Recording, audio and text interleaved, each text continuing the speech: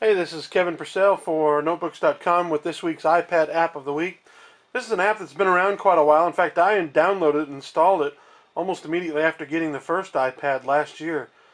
But because of Pages, I almost never used it. But to be quite honest with you, I'm fed up with Pages. I don't think that Apple's doing a very good job of updating it. There's some problems with it, one of which is iPad Pages documents are corrupted when you open them in the desktop version of Pages. So I've gone back to Documents to Go, which is an app that I used to use when I had a Windows mobile phone. And I'm going to go ahead and fire it up for you. Now when it opened up there, it was already in one of my documents. And let me show it to you. It takes a little while to refresh this screen. I'll show you what this screen is in just a second. And that's my biggest complaint about the app is it's accessing these documents from the web. These are cloud storage accounts that I have set up, and it can be a little slow, as you can see. These are documents in my SugarSync account, and I've got my documents folder all set up there. And so these are all the documents that are in SugarSync. And again, there's quite a few in there, so it's taken a while for it to refresh that folder. Once it does, we'll go ahead and show you how simple it is when you open it up. Now, one thing you can be guaranteed, the minute you want to show off an app, it'll start acting funny. And so we sort of fast forwarded to this point. You saw that it was sort of taking a long time to refresh it. It's never done that before, and lately that seems to be happening to me almost every time I want to show off an app, and I don't know why. But you notice I've got a whole bunch of different kinds of documents in here. I've got PDFs, I've got DOCX, which is Word files, I've got JPEGs. Now here's the app of the week picture that I used to use on my videos, and when you tap on it, it downloads it. Now the little icons are gray when it's not downloaded, but when it has color to it, that means it is downloaded. So there you go. There's our iPad app of the week, the old one we used to use. Now I'll download this document file. This is one of my wife's teaching files. See, now it says it's ready. Whoops, hit the wrong one there. This is a Pages file. So notice the Pages file opens up. I'm doing this from the top, so my angles are off. That one is open. Let's download this PDF and then open it. One of the things I sort of wish that Documents to Go would do is if you tap it, chances are you want to open it. So just go ahead and open it. I wish that was the default behavior, but unfortunately it's not. Now isn't that funny? I'm using Dropbox, but yet I'm using SugarSync, but I'm showing you a Dropbox PDF. So you notice it opens up a lot of different kinds of files. And see, we've got a PNG file. That's our Notebooks.com logo. There you have that.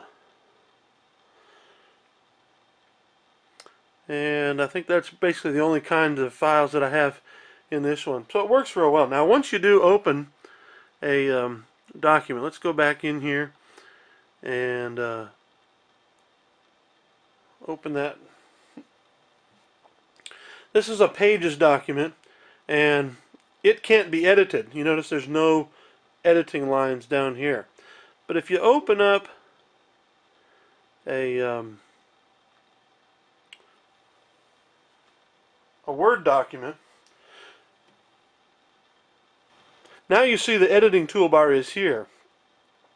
This is a letter that my son wrote, so I can tap in here and the keyboard comes up. I can start typing in here. If I want, I can select that, hide the keyboard, bring up the font. We can make it bold, change the color of it to red. We can center it on the screen. Now I like the way the fonts work. It's got this rolling selector there. And then you can make it a bulleted list. And then you can also get the word count for this document. Alright, so we've selected 2 words, so that's how many it's showing. It's real simple, and we really like the way it works. Now you notice there when I hit the back button, that's essentially closing the document. So it says, do you want to save it? You want to save it as, so you can give it another name, or do you want to discard the changes? I'm going to discard those changes. All right, so now we're back out to the main screen. We're not in any of the sharing accounts. You'll notice down here at the bottom, we've got our local, we've got desktop. You can actually share files between a desktop using a special app that you load on your desktop. I haven't done that because I just actually prefer to use the online accounts. Now I'm not going to do that because it'll show you all my online accounts. But then these are recent folders. The store is where you can update. You can download the version I'm using here was the lower priced one, but then I upgraded it to the premium. And then you can search your documents, and here's the settings folder where it's a really great app, really easy to use. And notice I don't have any stored here in the local one. I can start a new, so you can do Word, Excel, PowerPoint, and you can create a new email with attachments. So it works really well. It's a great little app, and for me it's my chosen editor, document editor on the iPad, because basically Pages, you know, Apple just did a nice job. It looks pretty, but the functionality of it isn't any better than this. In fact, I prefer having the editing toolbar right there all the time. In Pages, you always have to go up here, punch a button, and then you get to the stuff. And so I think Documents to Go is actually better.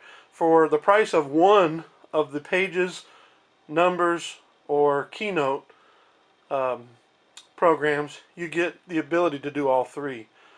Now, it doesn't do, the editing of PowerPoint is not as good, and so honestly I think Keynote's a better tool for presentations. But if you're going to make files for Word style files, I think it's the best editor on the iPad.